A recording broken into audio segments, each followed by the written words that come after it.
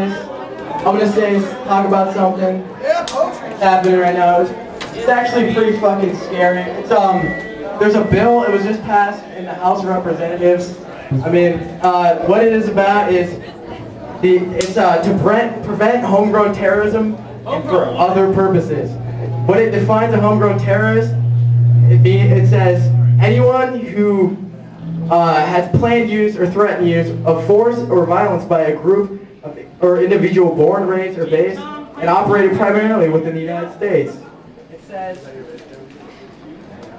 that the civilian to coerce the United States government, the civilian population of the United States, or any segment thereof in furtherance of political or social objectives. It says that it's basically any ideologically based violence to advance political, religious, or social change. And anyone who does that, they label a terrorist. Rather before, where people would just get tried with, laws, now we can be, people within the United States are being called terrorists. So a lot of people go, well, what does that mean? I'm not a criminal or whatever. Well, the thing is, here we are, we're part of hardcore, we're expressing ourselves, right? And this means that anyone who wants to express themselves, this says if you plan or threaten to use it, that means this is your words, this is your freedom of speech, your ideologies. It says pretty much like to advance your social or political agenda. I mean, anything you say, it's planned use. It's not an act. Basically, they're trying to cut off people before they can even act. So I guess what I'm trying to say is that I guess what I'm trying to say is that any of us right now could be called terrorists because here we are expressing ourselves, right?